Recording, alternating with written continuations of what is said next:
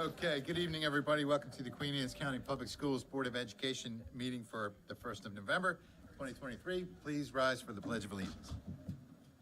I pledge allegiance to the flag of the United States of America and to the republic for which it stands, one nation, under God, indivisible, with liberty and justice for all.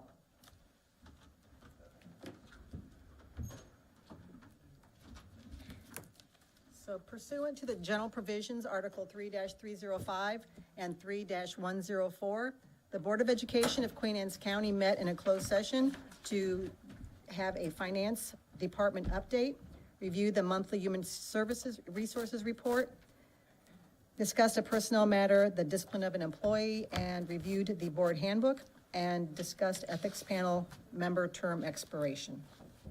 All right, thank you, Ms. Bennett. Approval of the agenda. Do I have a motion? Motion to approve the agenda is presented. Second. Motion and a second. All those in favor say aye. Aye. Approval of the minutes for the October 18, 2023 open session. Mr. President, I move to approve the minutes from the October 18th open session as presented. Second. Motion and a second. All those in favor say aye. Aye. Dr. Salins. Yes, awards.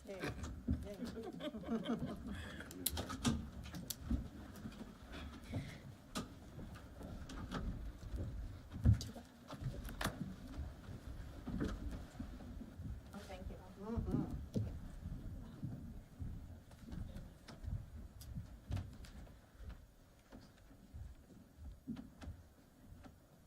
Well, good evening. We have lots of awards this evening.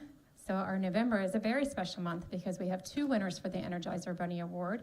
The Energizer Bunny Award is given to a staff member or volunteer who keeps on going. It is sponsored by Bayview Financial, Mr. Chip Brittingham, and Mr. Wayne Humphreys, if they could bring both of their bunnies up. They said it was hard to wrangle two. They're only used to doing one. They had to wrangle those two. And I'd also like for Mr. Bell to come up, our supervisor of fine arts. So the Energizer Bunny Award is the award that is given to a staff member who volunteers and keeps on going, as I said before. And this November, Energizer Bunny is being presented to Mr. Peter Pucci, Executive Director of the Carol Cassio Fund for Mind Movement Dance Connections. If he could please come forward at this time.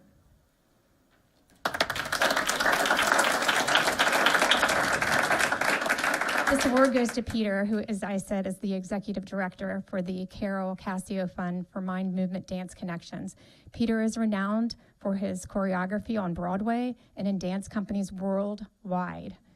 He's also been instrumental in fostering partnerships between our dancers at both high schools, facilitating movement workshops for our teachers and enriching the dance, music, and theater arts programs in our middle and high schools. Peter has amplified the importance of dance and has also fostered positive collaborations between Michael Bell, our supervisor, and the dance and theater teachers within Queen Anne's County Public Schools, CCBC, and Chesapeake College. With Michael and Rob Thompson at Chesapeake, he's helped launch Chesapeake College's first annual arts festival. And even tomorrow, he's organizing master classes at Centerville Middle School and Queen Anne's County High School, plus the entire day of dance at Chesapeake College on Saturday, November 4th. Whew. Yeah, despite how busy his schedule is, shuttling between New York City and our local communities, Peter is certainly carrying forward Carol's legacy, a Kent Island resident who devoted her life to the nurturing of young artistic talent. His tireless dedication makes him the perfect embodiment of the Energizer Bunny and a valuable arts partner for Queen Anne's County Public Schools. And you can also visit carolcassiofund.org for upcoming collaborations. So congratulations.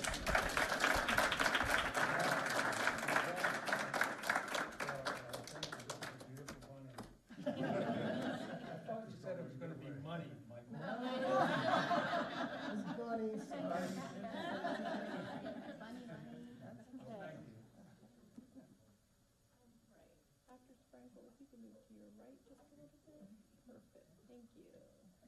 1, 2, 3. Here we go. Thank you very much.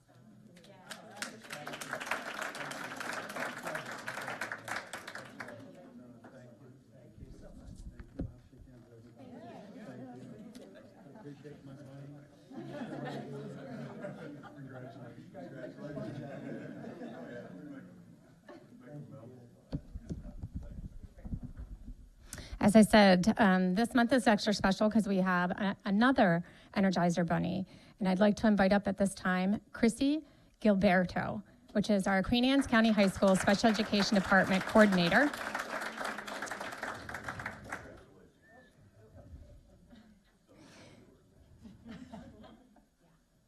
So Chrissy was actually nominated by Catherine Stamler. Is she?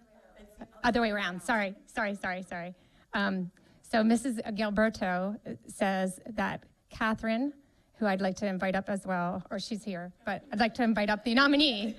Sorry. Thank you. So there. Right. I was like, wait, you have me so confused. I was so confused. I apologize. Yes. Okay. So Catherine is the backbone of Queen Anne's County High School Special Education Department. She does it all and is always on the go. Nobody works harder than Catherine. Catherine is an extraordinary person who consistently goes above and beyond for both the teachers and the students. She creates a positive and warm atmosphere within the department and school. Catherine's dedication is evident in her willingness to assist teachers, Queen Anne's County High School administration, and the special education administrative team at the board level. Not only does Catherine perform her job responsibilities to the highest degree, she also has an unwavering dedication to all of her students' successes. Catherine spends countless hours lending a listening ear and a helping hand to our students. She provides them with a sense of comfort and reassurance that makes their day a little bit brighter and happier. Her exceptional organizational skills and attention to detail make her an invaluable asset to the special education team as she effortlessly schedules meetings, supports our Peels and PACS classrooms, communicates with parents and guardians, provides small group accommodations, and checks in with students, just to name a few. Catherine's commitment to the well-being and success of both teachers and students sets her apart as an exceptional educator, teammate, and friend. Congratulations.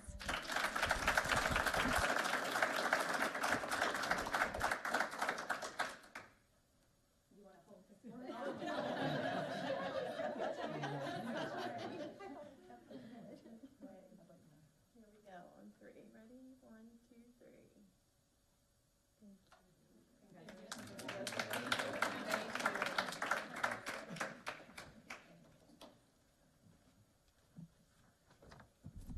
Okay, our next award, we also have several Shining Star Awards for the month of November. The Shining Star Award is presented to an individual or individuals in our school system who shine. The first November Shining Star Award has been nominated by Rebecca Loveday, Ken Island High School Special Education PACS teacher. She'll please come forward. Okay, so Jolene's going to come forward for us. Our supervisor, thank you. So at this time, I'd like to call up our November Shining Star, Katie Peternell, who is a behavior specialist. Miss Loveday says, my nomination for the Shining Star is Katie Peternell. She is always smiling and attentive to the PACS students and teachers. She is knowledgeable about each student, and it is apparent how much she enjoys her job. She is able to balance her career and home life with style.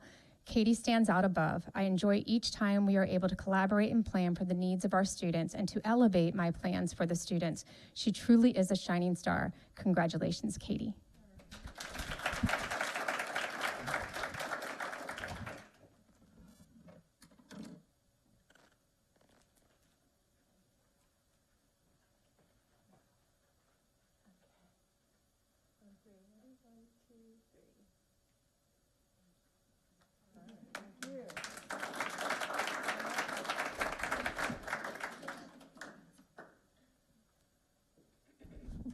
Our second November Shining Star has been nominated by Mrs. Becky Tubman, principal at Graysonville Elementary School. She'll please come forward.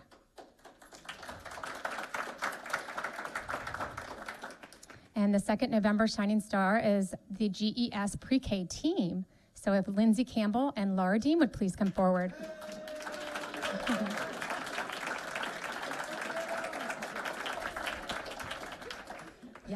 Yes, absolutely. You were hiding back there. I didn't even see you. Mrs. Tubman says that Mrs. Lindsay Campbell and Mrs. Laura Dean have both successfully navigated pre-K accreditation while also implementing Frog Street curriculum and best practices during instruction. A big task for sure.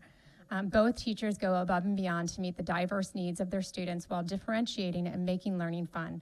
They take on challenges with a smile, collaborate with others, and take on many extra responsibilities such as participation in family engagement events. Their lessons go above and beyond county requirements, adding creativity and igniting a spark within all of their students, in which all of their students can't wait to be at school and embrace learning. It is an honor to work with such enthusiastic, dedicated, and inspiring educators who go above and beyond in all they do.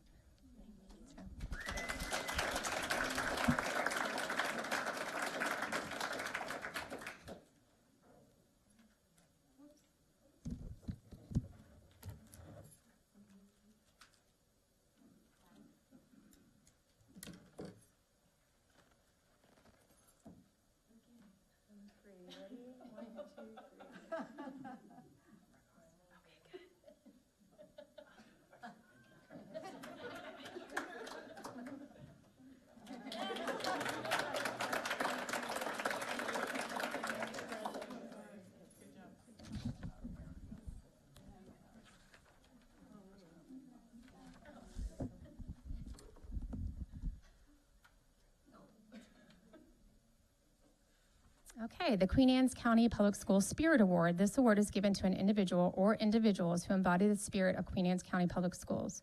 Again, you guys stayed up here. That was good, thank you. The nominee, Becky Tubman.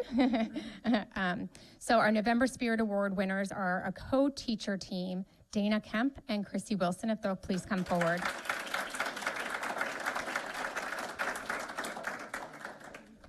And Mrs. Tubman says that Mrs. Dana Kemp and Mrs. Christy Wilson are an exemplar model of a highly effective co-teaching team. As the general educator and the special educator, they work hand in hand to meet the wide variety of instructional and social emotional needs of their students. Together, they create a dynamic partnership in which they respect and trust one another, clearly identify their roles and responsibilities, plan collaboratively, communicate daily, and create a daily classroom environment where their students feel happy, safe, successful, and loved. It is an honor to work with two positive educators who energize one another and their students while inspiring even their leadership team.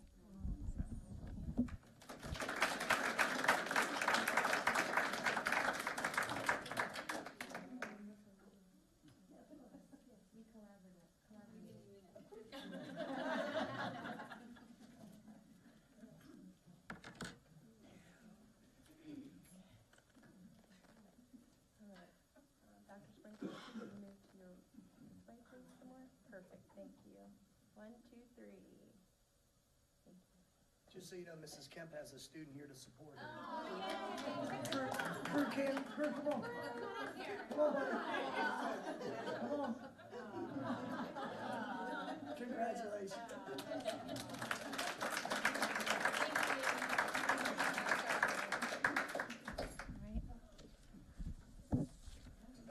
Yes, yes, thank you. That was a lot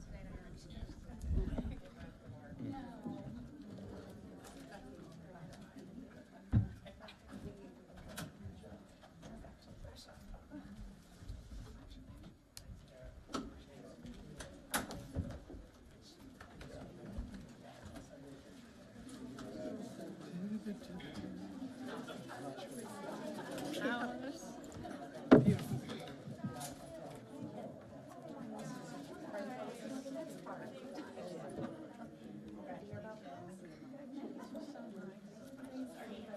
Oh, we did? So proud of you. Thank you, thank you. See you, thank you, appreciate it. You're supposed to make sure we were safely out the door. He made sure he was safely out the door.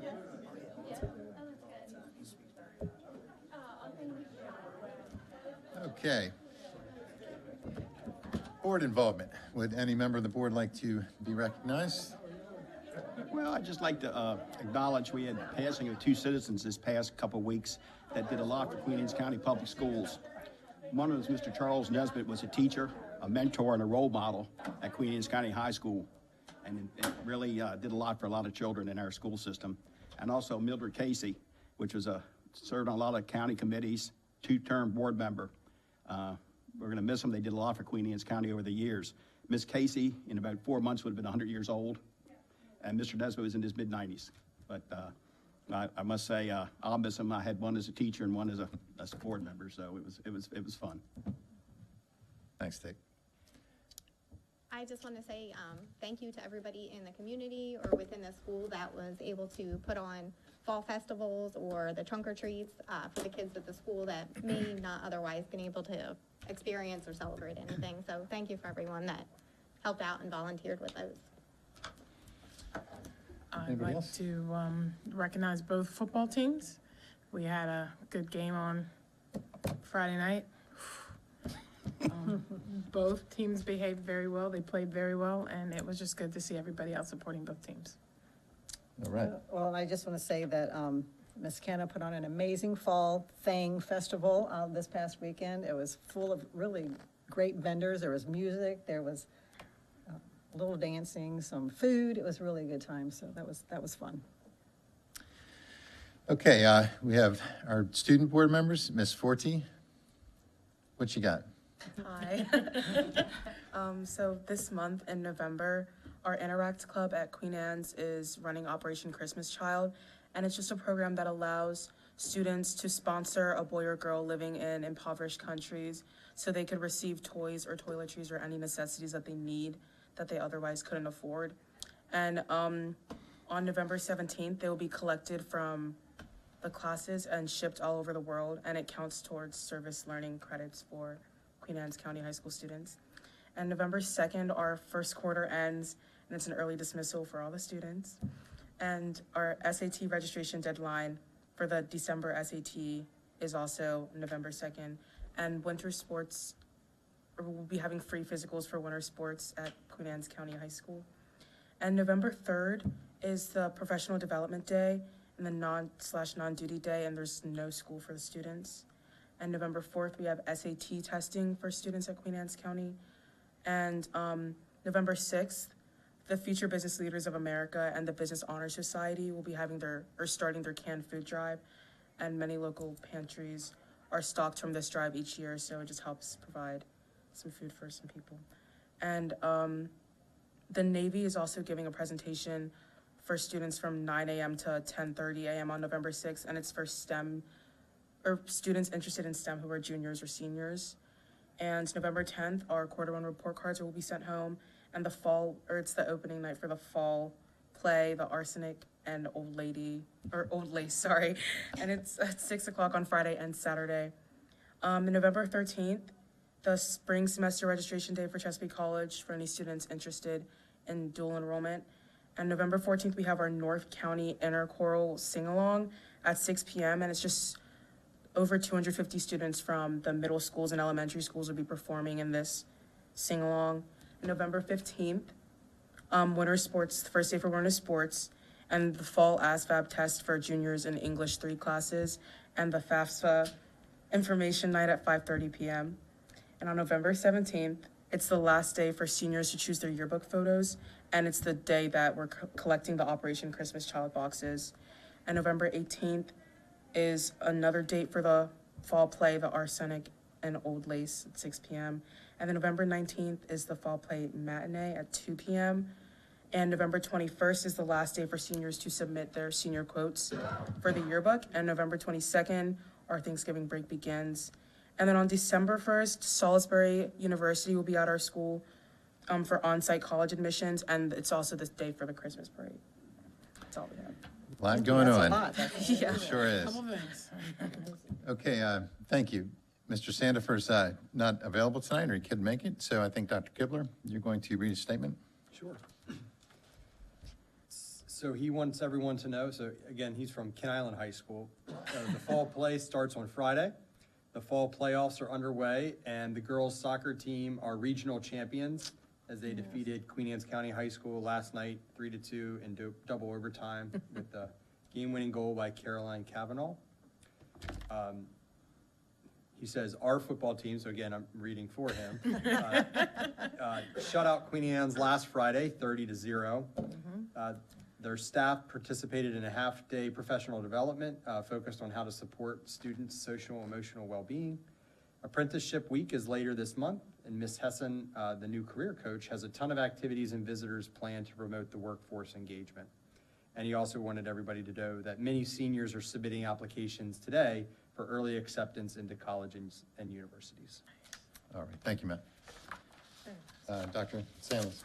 Oh my goodness, it's been a busy month for sure. I had to actually write it down this time, but there was some amazing school visits, been able to get to all of the secondaries and many of the elementaries. So it's always great to be in classrooms. I was able to get to the Queen Anne's County High School versus Ken Island High School volleyball game. Just both teams, so impressive. The skill level is beyond me. Both of them did an amazing job. The YMCA grand opening was fantastic and such a huge impact on this community that I couldn't go without saying. So the State Teacher of the Year Gala was amazing. Many of us were able to participate. And last but not least, I was able to tour the Kennard African American Cultural Heritage Center. I met President Washington there. And what just an amazing, rich history right here in our district that I wasn't even aware of. And we're going to be creating a new partnership to have some of our students be able to utilize that facility and learn more about the history of our district. So it was busy. It was fun though. Yeah. Outstanding. Citizen participation. Do we have anybody We do. sign it? Okay, we ask that all speakers keep in mind the following guidelines. Speakers should sign the roster, include their telephone number and address. Comments should be limited to 3 minutes in length. Comments longer than 3 minutes should be submitted in writing. Statements to the board should relate to a matter of general policy over which the board has authority. Comments about actions or statements of individual staff members are not appropriate for public comments and should be referred to the superintendent of schools or the board president. If you have specific questions, the board will make sure an appropriate staff member responds to your question. The board respects your desire and right to convey your message freely, but ask as a courtesy to this board and our citizens that you show respect for all. First on the list and only, Mr. Richard McNeil.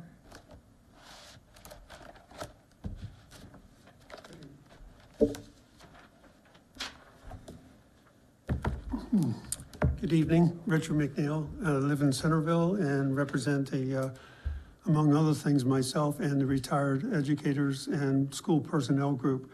I wanted to go along with Mr. Smith that with the passing of Charlie Nesbitt, longtime coach and good friend. I had the opportunity to teach alongside of him or in the same building for a number of years and coached in a different sport, but we were together that way.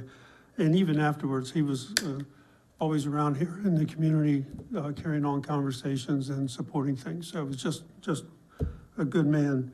And of course, Mildred Casey had opportunity to work with her on a couple projects and come alongside of her. And she, you know, even when she was represented by this board not too many months ago and honored, her cheerfulness and her enthusiasm for the schools, the staff, the students, everybody, even though she didn't work here in the county, as far as the schools go, she supported it 100%. And we're just gonna miss those two great folks.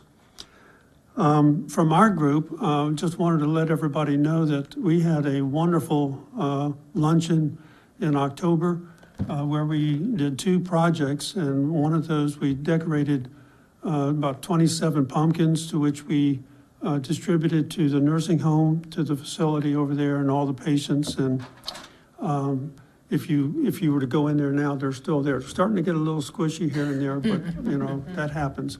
But a lot of fun for that.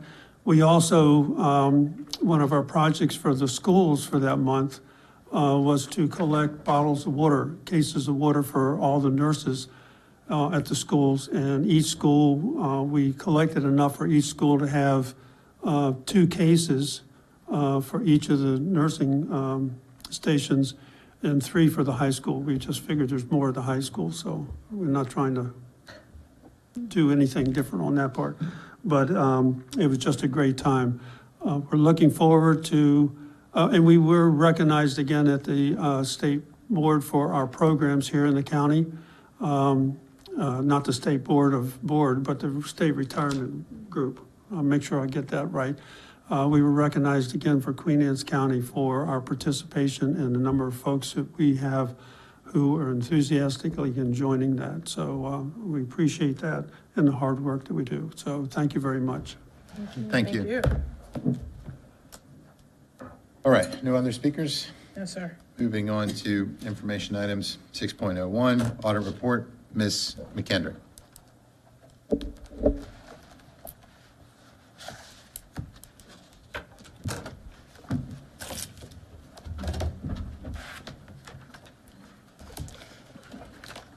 Audrey, just to let you know, the board does have a copy of both of these in their possession. Perfect, thank you. And good evening. Good evening, thank you for having me. Just to give you a little background, so I'm here to present the fiscal year 23 audit. We typically start our audit work in May or June of each year and then come back in usually late August and September to finish up field work. MSD has a deadline of September 30th for these financials to be issued, and I'm pleased to report that we did meet that deadline this year, so. Right, thank you. Sure. The first page I want to draw your attention to is the page number 3 in the financials. So this would be in the, it says audited financials on the front. It's the thicker one, correct.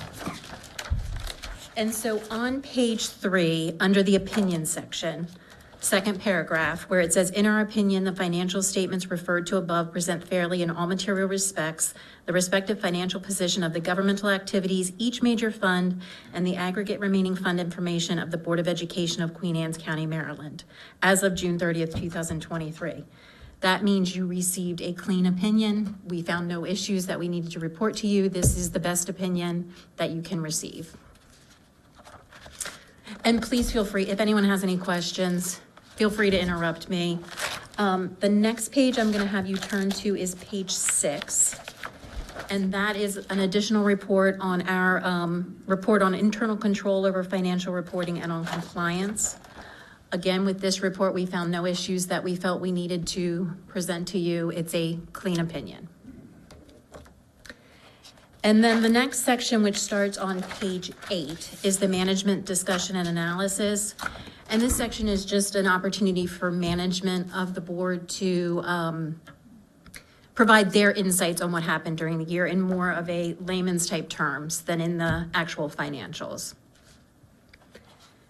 I'm going to jump forward to page 18.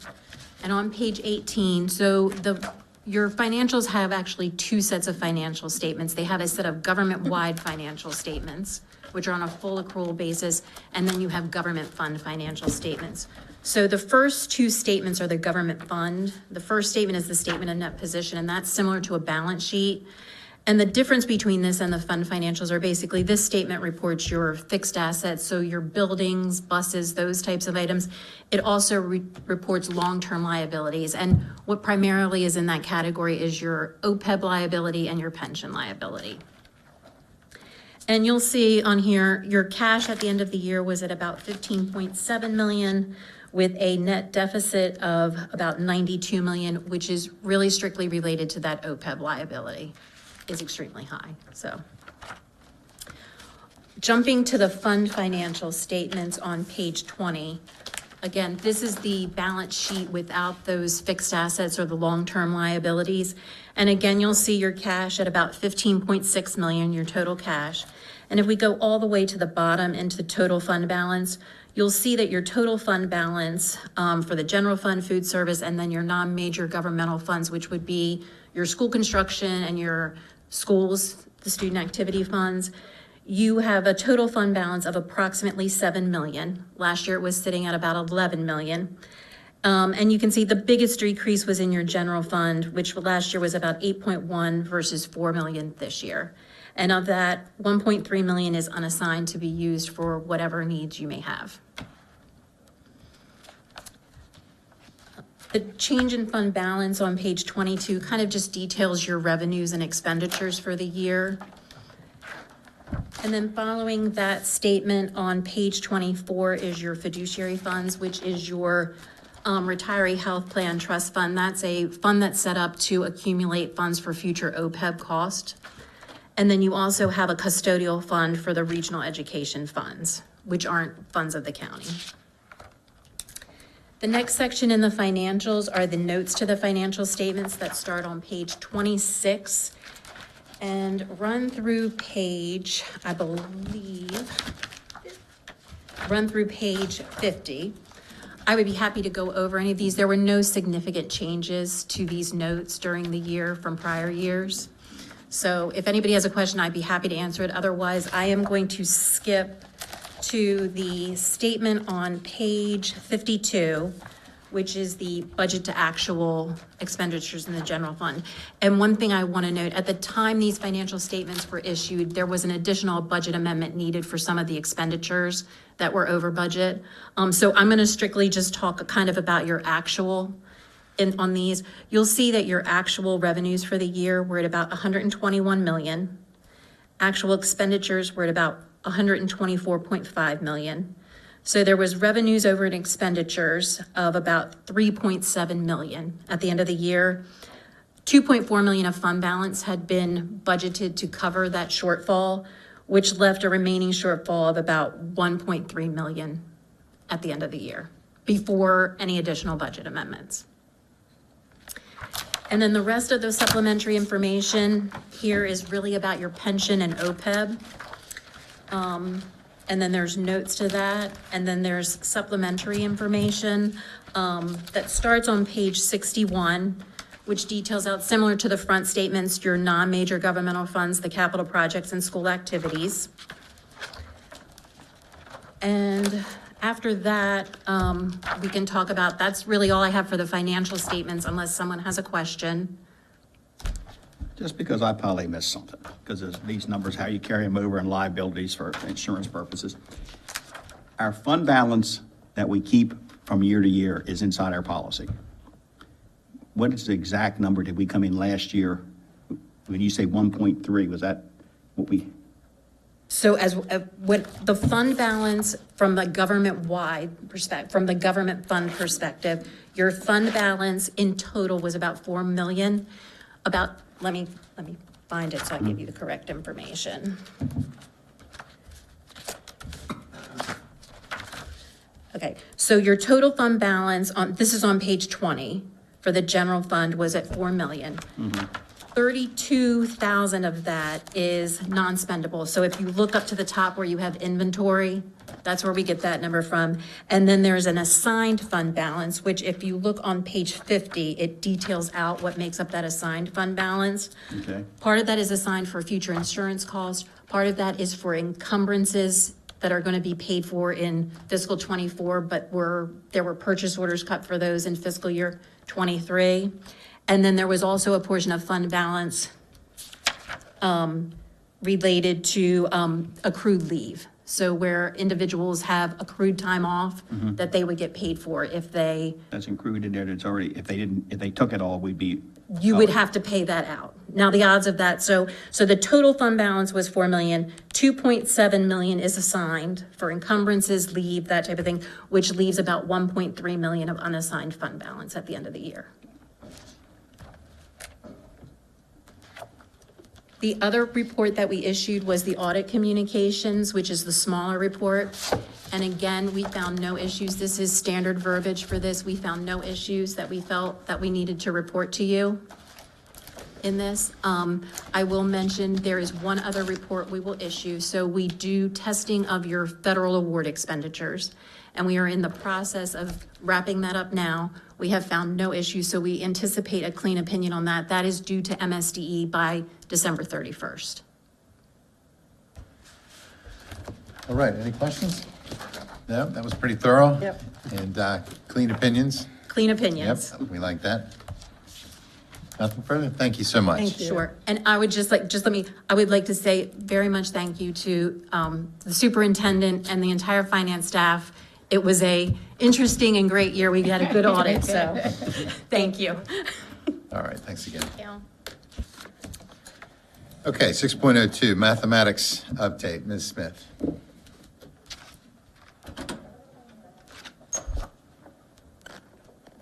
Good evening. Good evening. Good evening.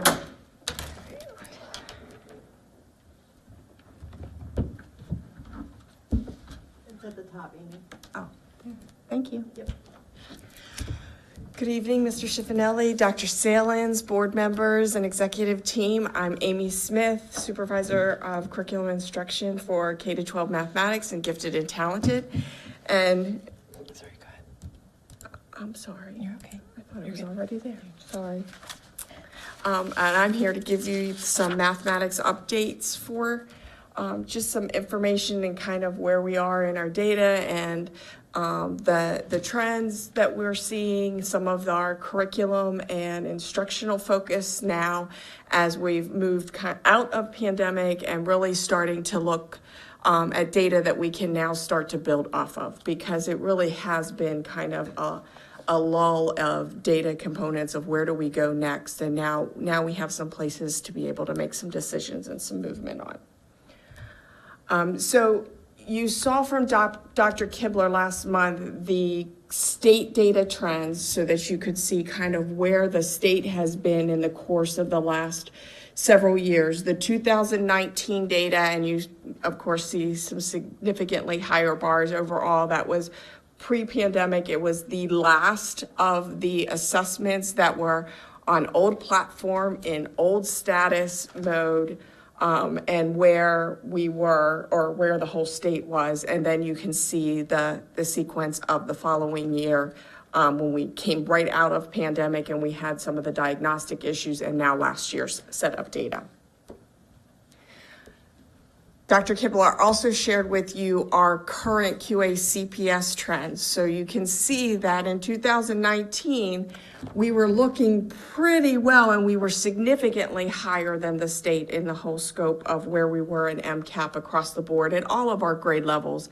And what we need to also note is that prior to the pandemic, we were on one set of testing platforms, and now after pandemic, we have gone through 2 shifts, different tests, different platforms, different views. So while, yes, we're dealing with similar standards, this testing itself is significantly different. Plus, we are now coming out of and actually being able to build and move students forward with some of the different learning components that they had during virtual learning experiences, and then when we initially brought all students back. So the state requested for all counties to really look at their CUSP data. And what that is the students that were in a 1 to 2 question barrier from making to the proficient level. And so as we're talking about the tests themselves, what I wanted us to note is that our ranges of test scores have varied greatly from where, again, pre-pandemic to now. So at the initial point of before pandemic had started, the proficiency scale was 725 on our assessment, and students could score 3, 4, or 5 and be classified as proficient. Now with our new MCAP assessments, our proficiency scores are 750, which may not sound like a huge leap in points, but now we only have 4 score ranges. So when you're talking about going from a 3 range of being proficient to now 2 scores range, and that cut bar is at 750, it does make a significant amount of the number of students that fall within each of the bar categories. The other piece of this is that in these CUSP data, what the state shares is that the students that are on this cusp of being from a 2 to a 3 mark, for the most part, it's 1 or 2 questions. And so I want you to also understand the types of questions our students see mathematically. There's a multiple choice question where they're going to select 1 correct answer, so it's right or it's wrong. There's also multiple select questions where a student may have to select 2, 3, or up to 4 correct answers in their question prompt that they've seen. And what is important about that is if they get 2 of the 3 correct answers, it's wrong. They don't get partial points in mathematics. It's a 1 point or no point. And so if they happen to get 2 of the 3 correct, they're still going to show as 0 performance on that assessment item.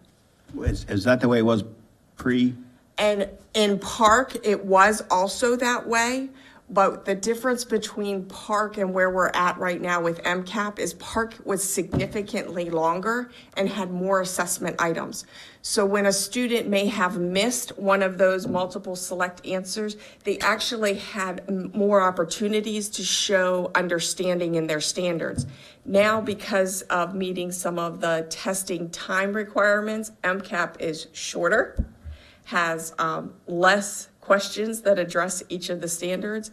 And in some cases, as I'm looking at our county's data, I can look at each grade level and see that there were 3 to 4 questions potentially at each grade level that no student even saw in our county. And while we are a smaller district, and I understand that, I don't understand how I can go through a grade level and have 1 to 3 questions not seen by any student in the county to have a better understanding about where we are in our standards. And has that changed over the last year or two? Yes. So last year we came in and the test, let me go back. 2 years ago, they came in and they changed the platform of the test. We went from Park to MCAP. Some of the items were still within our bank, so they were Park type items. A lot of the items were brand new, so they were going through field reviews and testing and getting leveled out to see, was it a good question? Is it appropriately testing? And so that test looked one way. Then last year, the test became adaptive. And so the platform was different again and changed in how kids answered questions as well as how they interacted with the platform. And again, now the questions had to go through a different range finding skill set, because now when they answered a question one way or another, it determined what question sets then followed for them. So we've had 3 different platforms and 3 different ranges of scores that we are being determined where our kids fall within our standards. You know, I try not to be a conspiracy theory, but we go through this pandemic. We have problems. We know we have loss, and then we change our ways we measure stuff. And then you sit there and everybody tells us, well, it's not the same in this. Well, how are you ever going to? I mean, if you ran a business like this, you'd be out of business. So that's a challenge that we have, and we're doing the best that we can. I'm not blaming you. I mean, I understand, and I also want to share with you is I try to be very vocal at the state level in regards to best practices for students. So I have purposefully accepted any and every invitation. So there may be some things like specifically around the test that I can't necessarily say or answer in great detail, because I have been on range finding for elementary, middle, and high school level tests. I have been on standard setting. I have been on item review. I have been on the presentation to determine where are going to be the cut scores for this last year to determine what was actually that 750 score on the behind scenes. And so I try my hardest in this role to be upfront at any opportunity that we have to talk about what is good practice for students and what is really evaluating appropriately. And so, like, we as supervisors are constantly discussing, particularly like these multiple response questions, that how are we really evaluating a student when they get 2 of the 3 correct answers right, and we give them no validity to say you are on track of there, you just haven't quite seen everything that could occur. We are under new leadership at that level since the pandemic. That could equate for why there's so many changes in the type of testing that we do, because I've had 3 different rounds of leadership now in the last 2 years. So when we look at our I nominate you. Oh, no, but thank you, I appreciate that. I went, as we're looking at our CUSP data, so you can kind of see where we are in comparison to the state. And so again, when you look at where state percentages of cusp students that are on the line, we are in a better spot. We do have a higher percent of students that were like 1 or 2 questions away from making that proficient mark of their 750 at their grade level. And so our biggest interest, in all honesty, is, I know, grade 8 in Algebra 1. Grade 8 is what sets the scene for the students that are going to need that Algebra 1 towards a CCR endorsement. And then Algebra 1, because that is where they get their CCR endorsement for high school. The other piece that I want to mention in that is when you talk about pre-pandemic, that score of a 725 in algebra, students had to receive or they would not walk with a diploma. If they did not receive the 725, they had an opportunity to have another course set and a bridge plan to work them to get to a 725. And if they didn't make it, that bridge plan helped as their accreditation to earn their endorsement for their math component at the state level. Now, the 750 is not currently any tie to their graduation. And so there is in that developmental mind of students sometimes that they don't see how does that directly tie to my life walking down. I have to take the exam. And they know very much so that while our desire is 750 and we're supporting them and trying to get them to that place so that they earn that CCR endorsement, they don't always see the direct link because before they knew, if I didn't get this score, I didn't get my diploma either. And so right now, there's not a definitive talk as far as when a score is in place. But I think that does have a little bit of mindset of what is important to an individual when I have some choices of what's going on and when I'm taking 4 or 5 statewide tests at the same time. So when you specifically look at our grade level, Dr. Kibler showed you this graphic before, so you can see where our numbers of students that were falling in our level 3, which is proficient mark, and level 4 is that above proficiency advanced mark for us. And we did not have a huge number of students that fell into that advanced group this past year. And a lot of that, again, I think has to do with just a little bit of the capacity of still filling some of those gaps. The piece that we did share, and I threw in that extra piece of data that shows you our number of students that were on the cusp. And so when you're looking at those level 2 focus, that's really the focus area. That group of students, had they answered one more question or had they given a little bit more detail in a constructed response or had they gotten all 3 versus 2 in a multiple response, they would have been shifted into a level 3 proficient. And that's a good part to know that we have a lot of students that are really ready to move. It's just a matter of helping them see some of the nuances within the test and understanding what the questions are asking and how they want them to be responded to.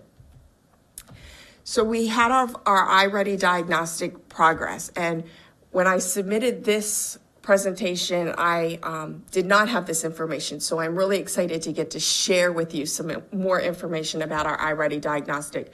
2 weeks ago, I was invited to attend the iReady Leadership Symposium. They had asked me to present, and I was like, absolutely, I would love to present and talk to the different districts in our New York, New England, down to Virginia span about some of the things that we are doing here in Queen Anne's. Well, then when they presented Queen Anne's as an example, and I didn't even realize that we were going to get noted. Because what we have found is now that we've had iReady here as a diagnostic for a 2-year span, they could actually report a 2-year progress. And nationally, in all of their data, the typical students making a 2-year stretch growth, which means they were getting more than a year's growth in their learning span, was typically around 15 to 20%. And we were at 35% of our students that had made a stretch growth mark. And what that does is when you look at where we were in the fall last year, and you can see that 54% of our students were, 26% of our students were down either 3 or more or 2 or more grade levels below. By the end of 1 year, we had significantly decreased our students that were still below grade level by the end. And so as we're looking at this stretch data and knowing what that gets us for our students are so close. And this year when we took our diagnostics, while yes, you see red in our fall diagnostics, that's at their grade level.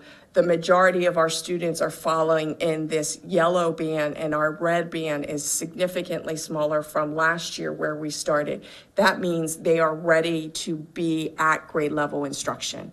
And so I am very excited about where we will be going next. And our focus is now really to make stretch goals versus just typical growth progress. So what are we doing to respond to this data? We are continuing to use those diagnostics, and from the diagnostics, they produce tools for instruction. We are using them for math and ELA and K-8. Those tools for instructions are allowing our teachers to really focus in on some small group instructions that's very personalized and focused around specific gaps that students they still have. On that underlying skill to make sure that while we're teaching on grade level, we're supporting them the right way in the on-ramp. For K-5 mathematics, they have their individual pathways, so students are getting 30 to 45 minutes that's really directed, personalized around where they need. Students who are below grade level are getting really reinforcements on their pathways, and students that are at their grade level and above are getting enrichments and extensions through those pathways. So those are exciting pieces to be able to offer even our advanced learners. They are getting opportunities to stretch and grow themselves.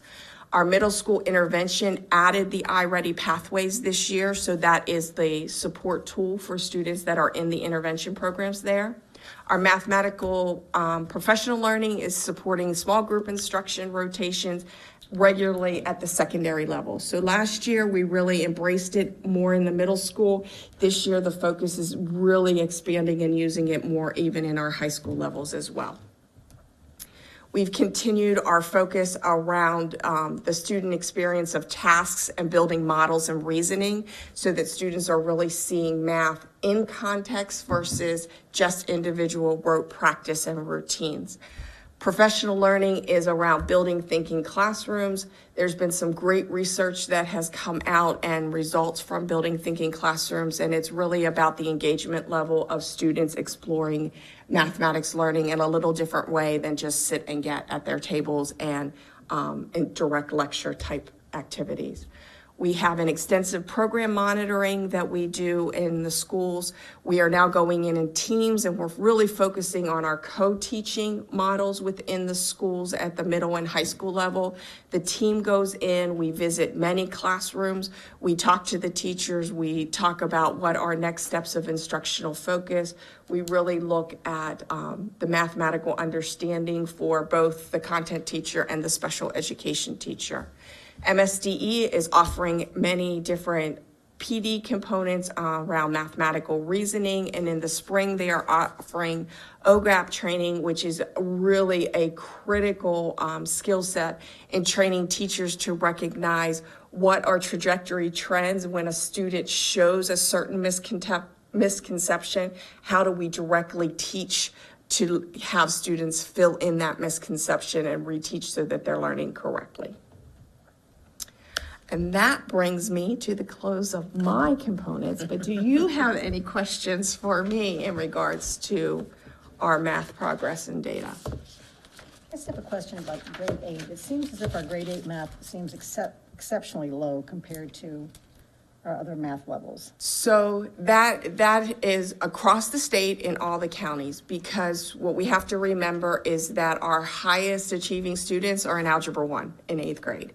And so really the students that are taking MCAP 8 are often our struggling learners and have some other misconceptions and some other struggles in some of their math concepts. And so sometimes that is all, from the time I've come into the county, that's really been a core focus area, because it's not just a here thing, it's across the board. Because as you have students that are moving to Algebra 1, their scores automatically now count for the high school, and the only thing that you're seeing in there are the smaller percentage of students that are in Math 8. We have close to 30 to 40% of our students are completing Algebra 1 by the time they finish 8th grade. And a kudos note, I want to recognize, we did have one school that 96% of their 8th graders had a 3 or 4 on their MCAP. And so that is just, again, commitment to the dedication and the teachers, and really building those relationships that kids want to, I'm going to do it for my teacher kind of a thing. Other questions? Any other questions? No? Thank you. Thank you It's very- disappointing though about the 725, that was mandatory. I mean, I'm not sure at what level Actually, they there's a lot of decided to make it. developments on that. The state board just came out, actually, their last meeting with a report. They had, because the math scores across the state of Maryland have been so poor, that they asked for an investigation and a report to go out and see, is that point of 750 accurate? Does it accurately capture a student who would go on to be successful? Because that's what your college and career readiness, that CCR mark, is a marker that says we can kind of guarantee that this kid is going to be successful as they move on, regardless of what they do, because they have met this mark. So what they did was they looked at that 750 mark, they looked at the 725 mark, and they went out to see how many of those students have been successful after they left if they had a 725. And believe it or not, a lot of students were extremely successful. Right. And so they've kind of backed down, they've changed their thought pattern a little bit to, do we just look at a single test as an indicator for CCR, or is there an opportunity to look at a student's GPA, which is a very powerful indicator of whether a student's going to be successful. At Chesapeake College, we have a MOU with them. Our students go there. We fought years and years and years and got it accomplished just before COVID, where students actually, they use their GPA as opposed to a single test score coming into Chesapeake College for us to predict whether they're going to be successful in dual enrollment. And we've been very successful with that. And so the state now is kind of shifting gears a little bit. I think they're going to change the CCR markers to include other opportunities such as, again, GPA and whether they got an A, B, or C in their algebra class. So they're going to look at some variation of that. And hopefully John is here, John Groh is here. He's our accountability person. Hopefully I've captured that. If you wanted to add another comment.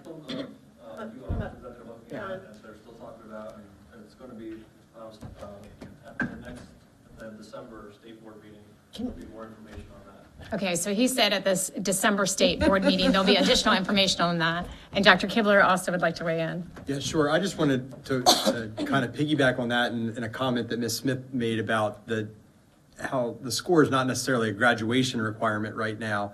And students kind of know that, and you're still trying to convince them to get to that, or why they want a certain score, or then why they want to maintain the GPA of 3.0. It's really a mutually beneficial to the student and the school system that they get that CCR standard, because that's what unlocks like the blueprint requirements of dual enrollment and the post-CCR pathways to go into the CTE programs and things like that. So although it's not necessarily tied to that graduation requirement, it's extremely important to the second part of their high school career to get to that CCR mark, and that also is funding for the district as they get there too, so that we can provide those CTE opportunities and the dual enrollment opportunities too. So we do anticipate some changes to come down and actually fairly soon to help us prepare for the following year. We're currently in public comment at the state level in regard to the multiple different options that are ahead of us. I did not talk about that because there are multiple different options that are ahead of us. And so I have a meeting tomorrow with the state in the math office, and they're supposed to share some components with us, and then I'll be able to create my statements towards public comment. But I have not posted my total feelings yet because I wanted to make sure that I have other pieces that are coming from the math office as far as where their direction is pushing, because the math office team there is really a strong, dynamic team. And they really do look for what is best for students. And so, but I know many of my counterparts across the state are actively writing their public responses to advocate for scores that appropriately demonstrate students' understanding as well as different options, because I am so much an advocate for students to have options ahead of them. And I think sometimes there's an image of, if they're doing this, it's that they're college ready. And if they can be successful here, it's more about that it's not just a college. It's that if a student really has a picture of, in mind, a career route, and they're in a CTE program, that they have that capacity. And I think sometimes right now, the way the dynamic of the test is portraying, it doesn't actually share a balanced view that all students having those different opportunities ahead of them. Okay, I guess I guess I was thinking when initially they had to do the 725, and Dr. Salins, you were saying that people with that 725 were very successful and they had to have it. And we have such high graduation rates in our two high schools. So I'm assuming all of our high school students had to get a 725 if that was the theory, I mean, of. So yes. But to not have a goal, I guess I'm saying, is why would they think that was good to take away a bar, you know, so that now you can get a 710. They ratcheted it up, actually. So when they set the standards, they said from this year to this year, or this span of time, it was, they had to get a 725, and then they moved it. And that's where the controversy came from. And we were actually on track for the 750, because the 750 was the goal on the prior assessment platform. And when we had 3 bars of making what was, and we were right in track for that. We were set that our students were not going to have any problems hitting the 750, but then the pandemic hit and they changed the test and we changed the platform. And so that target's now very much not aligned. Yes. Sure. That's the bottom line, is that it is not aligned to where it needs to be. And once it gets aligned, I think we'll be better. But, you know, and I thank you for pulling this together, because I did ask that to put it on. The board didn't ask for, you know, this. I asked to put it on because I did have concerns about the math, and I wanted to make sure the board knows that we are well aware of it. We are addressing it, but there's also some dynamics around it as well. So I thank you for your leadership with it. Thank you. I nominate you as well. We just need one more. I don't want to make a mistake. Thank you. Thank you. Do you want this closed down then? All right, thank you again. Thank you. Have a good evening. Thank You you. too. Mrs. Smith.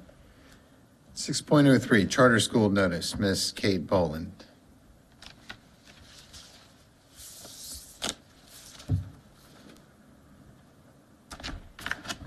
And we bring up another chair for Mr. Sure, Dr. Kivler's.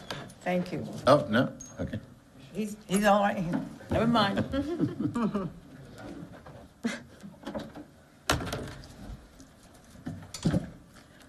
Thank you for having us on the agenda. It's fascinating to hear all of what's been going on. So we'd like to tell you the proposal that we are working on, and we think will provide an alternative for parents in selecting, you know, an education path for their students. It's not meant to imply in any way that you're not on a path that's obviously having some success. Sure. But there are some gaps in proficiency, as you're aware of, and you're talking about this evening. And we think the methodology that the charter, the classical charter curriculum and approach takes will provide an opportunity to close that gap to whatever extent we can. Anyway, Chairman Schiffinelli and Dr. Salines and Dr. Sprangel and members of the board, we're very, very pleased to be here. We thank you for your time and your interest. We're volunteers, and we are interested in providing an enhancement to the Queen Anne County school system. I'm a former teacher. I taught first grade, and phonics was a standard when I was teaching school, and I know that you're now introducing phonics again. It was a proven method, and in my opinion, it's unfortunate that it was abandoned for many years, but happy to see that it's coming back. I am very involved in this, and people ask me, Audrey, what are you doing, starting a charter school in Queen Anne County? I live here. I care about this county. I care about our future, and especially I have grandchildren.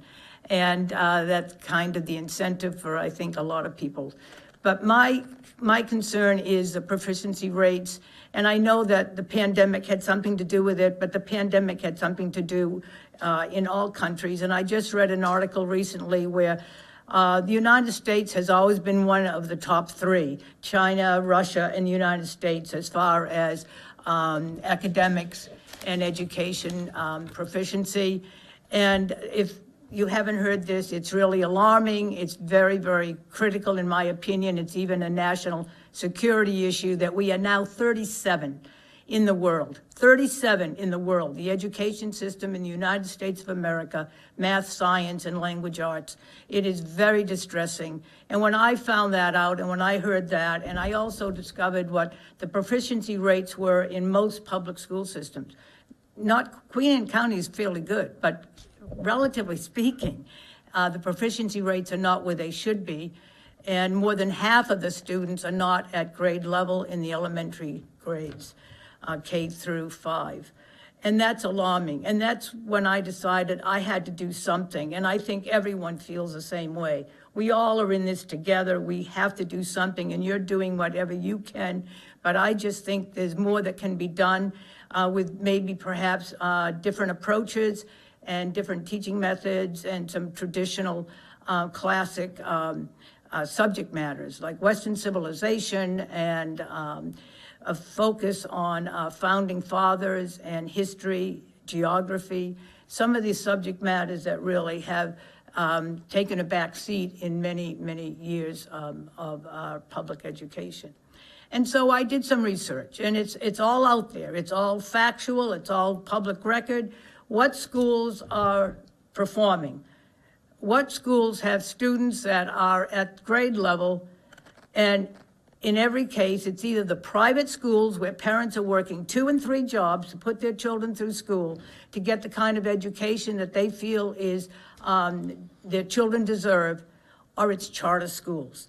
I didn't know anything about a charter school. I hadn't been involved with charter schools, but I became convinced. And Kate and I have visited most of the charter schools in Maryland.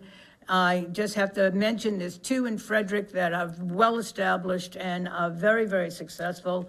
And it's just something that I thought might be something that would work here in Queen Anne County. It would be the first one on the Eastern Shore. And it would be a leader. Queen Anne County's been a leader in many ways, and this would just be another feather in the cap of the Queen Anne County public school system. We have worked very, very hard establishing a base. We have an advisory committee that's impressive and very, very hardworking. Dr. Grasmick is on our advisory committee, and we have gone to all the different organizations. I've gone to the American Legion, to the Elks, to the Rotary, because there's many grants that are available for charter schools, many. There's a National Charter School Alliance, there's a state, Maryland Charter School Alliance. They all have grants and ready to assist and help us succeed. But most of them require matches. And so what I've been doing is requesting funding from these different organizations, and they've all been very, very generous and helpful in that endeavor. So we come to you as part of the process, and we thank Dr. Salins for putting us on the agenda. This is the first step. We are to come before the Board of Education and announce our intentions. It's almost like a marriage, and we really see it as that. It's a partnership. We want to partner with you to improve the school system so it can be the best in the state, and even more than that, the best in the region. Anyway, I am enthusiastic. I've devoted a lot of time, energy to this, and I commit to continuing to do that until we succeed. I know that we need your approval. We have the application, and we've met with Dr. Salins twice now, and we've been told that the application is a little out of date. It's never been used, And so we're going to be the guinea pigs, and they're updating it, which is more than overdue. But that would be helpful to have something that's current. And we're working to complete the application. The pre-application has to be submitted on March 14th, and the application has to be submitted on May 15th. Well, I'm going to get it here a day early, just to make sure.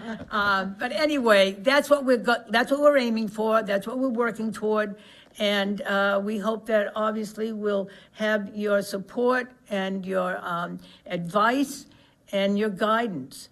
And you are the experts. We are the lay people, but we intend to become experts and to help you in any way that we can to see that this becomes a reality. Excellent. And Maryland is a charter school state. As a Board of Education, we are obligated in certain ways to assist whenever we can. But it really is an entrepreneurial endeavor that you're getting into. Absolutely. And I commend you for it, and wish you the best of luck. Hopefully you get that application all in order and get it to us, and we'll review it. I'm not even sure what our role in that is, and what we review and how we approve it or whatever, but we'll figure it out. Well, we do know that you have the approval authority. That's all I need to know. All right. All right. I do have a question, though, Dr. Kilbrook, because I believe that the charter school policy is coming up shortly. Is that correct for review? Yes, I Is the don't application remember in? exactly if it was on this year's calendar. I believe it is, and we put that off a few months because they're working on updating the application with it. But Okay, yes. so is the application a part of the policy? I haven't even looked at it yet, so. okay. Yeah, so the way it was posted on our website before, so we have the charter school policy, which I believe came just from MSDE. Okay. So we're looking to see if there's been updates to that. That's part of the process for the year, and the application was attached to that policy. Okay. So yes. As an FYI, we're using the existing application because we need something. We have a copy of the state application, which is a model, and then we have a copy of your application. We're using your application to help us complete the sections. And as they change, as Dr. Salines told us, mostly what's changing is updating is dates, terminology, those kind of things. The actual policy won't change. All right, and just so I don't give you the wrong impression, when you do come and we do review it, it obviously takes a vote of the board, and but we'll give it a fair review and do our Packets for you. Yeah, we brought some packets that have some information. The school we're working on is a classical charter school, so it has a particular type of approach that's established or well-known and utilized.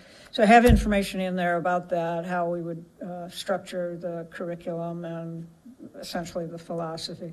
And then a couple of the articles that Audrey mentioned, including one that's somewhat long, but very interesting and includes some case studies of why charter schools are a good alternative. So I hope you'll find it interesting. Could be bedtime reading or not, however you choose. But hope it won't put you to sleep. All right. And if you have any questions at all, obviously, we are here to answer them. If we don't have the answer, we'll get the answer. And also, I just want to say publicly in the community, if there's anyone who's interested or want to get involved, we're open for anybody, and we would like to have anyone who cares to let us know and get in touch with me, Audrey Scott. Okay, thank you very, very much. All right, thank you, ladies. Thank you.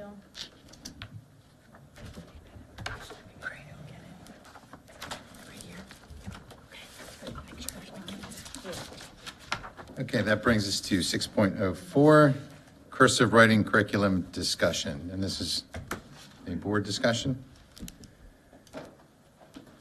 Anybody want to open up the discussion? Well, I'll start. So I thought we should open this back up since we had brought it up before. I know we all mentioned something. I know we've all heard stuff from members of the public, from parents. Just thought it would be a good idea to circle back and discuss it openly. I personally spent the past couple of months diving into a ton of research and filling up a notebook full of ideas and looking at research studies and clinical studies, anywhere from older studies to newer imaging studies of the brain. So I chose to kind of stick with one avenue because there were so many different, so much information, it was going to be, hard to divulge it all. So I stuck with brain function and how learning to read and write cursive is very important. So I took about a notebook full of notes and condensed it down into 3 or 4 pages. So it's a ton of information. If you guys give me about 3-4 minutes, I think I can divulge into it if you don't mind. So let me start. The increase in digital devices and technology in the classroom has caused cursive handwriting to fall from importance. Accumulating evidence has shown that not learning to read or write cursive at a young age has hindered the brain's optimal potential to learn and remember. Scientists have discovered that learning cursive is an imperative tool for cognitive development, training the brain to learn functional specialization, the capacity for optimal efficiency. It integrates sensation, movement, control, and thinking. Brain imaging studies reveal multiple areas of the brain become co-activated during the learning of cursive, as opposed to typing, print, or visual practices, since fine motor control is needed to write in cursive. Research has also shown the act of physically gripping a pen or a pencil while practicing the swirls, curls, and connections involved in cursive because it activates parts of the brain that leads to increased language fluency. This naturally allows the child to take advantage of their abilities to control their fingers and are the building blocks for future fine motor dexterity. Studies done in conjunction with special education teachers and occupational therapists have noted learning cursive is a valuable tool when confronting dyslexia and disorders in letter formation, spacing, spelling, legibility, rate of writing, grammar, and composition. Teachers have also noted exercises as cursive were excellent in grounding the students' energies when confronted with behavioral problems. Cursive also supports self-esteem building because the area of the brain known as the limbic system is engaged in positive linguistic exercises. Cursive stimulates brain synapses and synchrony between the left and right hemispheres, which is absent during typing and print. Cursive is faster and provides students with a personal style and ownership of their writing and has been shown to increase problem solving and abstract thinking. The same benefits can be seen when comparing cursive to learning to play an instrument, as it trains the brain to integrate visual and tactile information. Johns Hopkins published a study recently showing the brains actually change during physical cursive lessons. This was shown through emission topography scans showed during the brain structure and demonstrated that these changes resulted in almost an immediate improved fluency as lessons progressed. In our digital world of technology, cursive has been a priority, and we risk losing the ability to write by hand for future generations. We need to incorporate both, like the 21 other states that still include cursive in their curriculum. There is no argument when cursive has been shown to activate a unique circuit important in early recruitment of letter processing regions of the brain known to underlie a successful reading career. There was also a bunch of comments that I wrote down, different websites I found on just articles and teachers unions websites. So it seemed like most teachers were either team keyboarding, team cursive, or both. I didn't do the both. Or the team keyboarding. I stuck with the cursive. So I just wrote down their quick quotes. So many states are bringing cursive back into the curriculum. Students like learning cursive and engages them. A teacher commented he brought future historians on a field trip and they could not read historical documents. There is a vast difference in reading a document in cursive as opposed to a PDF copy. In essay writing, it allows students to focus on cohesion of an idea, and many students struggle with typing out their thoughts on a computer screen. One teacher noted, "Why aren't we teaching basic skills? My middle school students can barely print properly. They don't know any cursive at all, and they are still hunting and pecking on the computer keyboard, And she wanted to know why Common Core standards were to prioritize technology and students can't type on a keyboard. Students were found to write faster and took better notes and expressed more ideas.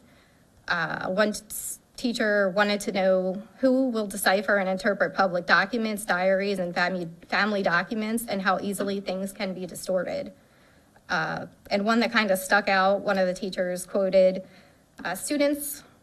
many students he has come across cannot read or write cursive, and as a society, it separates us from what has come before and understanding our origins and the meaning of them. So I did find some other correlations that were pretty neat when you guys brought up gender gap studies before, with looking at different parts of the brain itself and how boys and girls learn different and different learning techniques that they've seen through brain imaging, where boys and girls they would pop on different scans of who was learning and how they were learning. So I just thought all this information was very fascinating and just wanted to jot it all down and listen to everybody else's thoughts. So I didn't get into thank as you for deep listening as- to me. as Alexis, but I think I read the same one about team keyboarding and team cursive.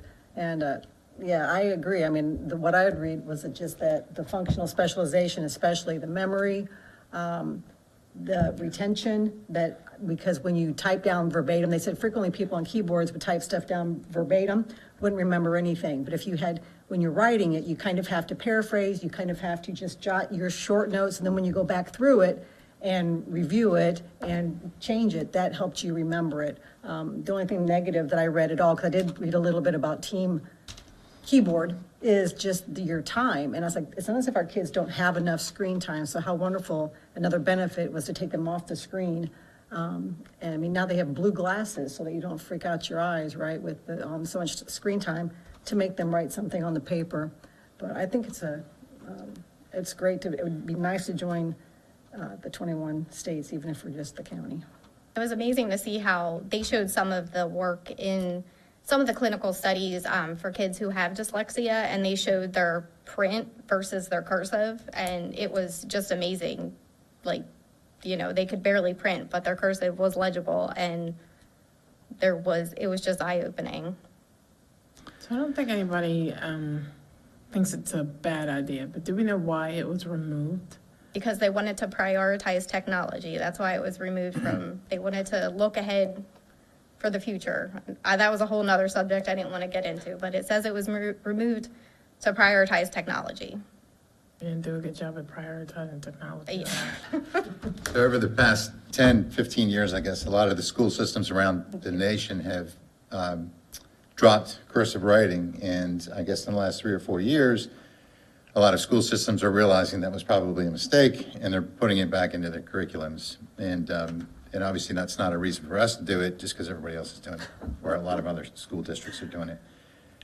I do understand that it does develop fine motor control. You know, on the other hand, I do know that we implement things that develop motor control as well, fine motor control, exclusive of cursive writing. But I do recall when I was running for the Board of Education, that was a topic, at least on social media. I think the League of Women Voters had asked us some questions, you know, would you bring cursive writing back in? And one of the examples that I brought up was, as a Boy Scout Scoutmaster, I was out with the boys a lot, and part of their program is writing work requirements for merit badges and that sort of thing. And I don't know if it was just my boys or whatever, but they wanted to get that stuff done fast because it's not the most exciting thing about scouting. And they were printing, and I would get their printed work, and you know, they're trying to move so fast, maybe their brains are going fast, and they just couldn't keep up with the printing. So it actually looked like cursive, but it wasn't.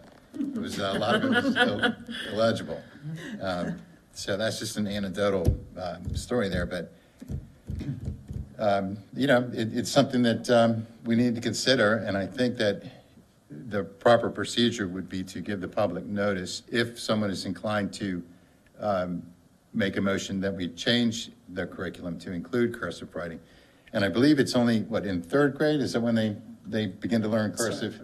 And that sort of thing, right? And it's not a year-long thing. It typically is, Is it? actually. Okay. It was in the curriculum as a year-long opportunity. Oh, okay. Yeah, All right, so they practice it. yeah.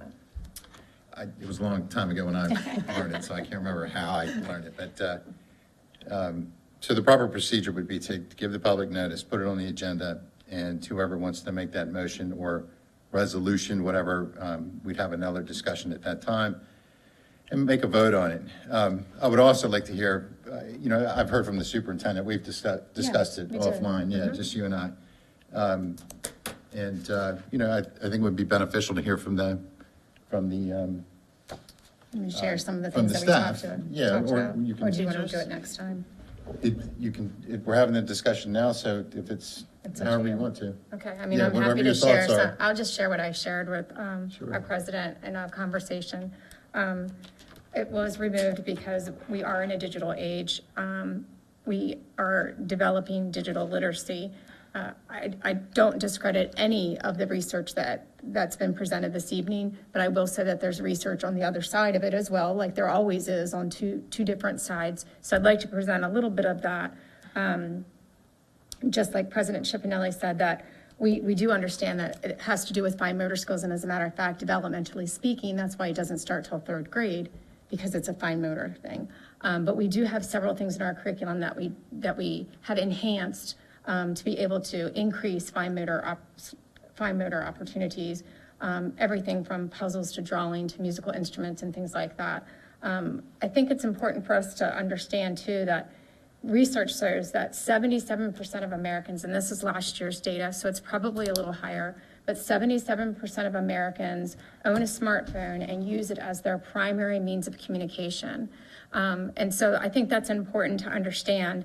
All the print that our students read, with the exception of some documents that would be aged, but the books that they use are all block writing.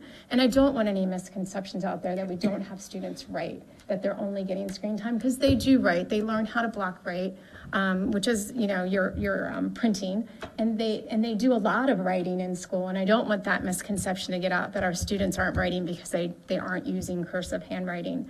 I will say that there's 2 other districts on the shore that do have it in their curriculum as part of their third grade, and that's Cecil County and Caroline County. And the rest of them have eliminated it from their programming. It is extremely time consuming to do. It's not an easy task. If you do stretch your mind back of when you learned, it's a very challenging and difficult thing to do. With the increase in standards and the changes and the expectations and the mandates that we have, it's very difficult to squeeze it into our curriculum because of the intense time that it takes to really teach it. I think when we look at where our students are headed, we talked about digital signatures. I know that to me has been the most of the parent concerns, not necessarily the developmental pieces, which were good pieces that you brought up today, but most of them are like, I want my child to be able to have a signature. Well, we're moving to an age of digital signatures. Everything that we do is digitally signed now. Even our evaluations are digitally signed. We just got them on board for that. So that is the way of the world, is going to a digital signature. Everything is online, and those smartphones and those devices are what our students use.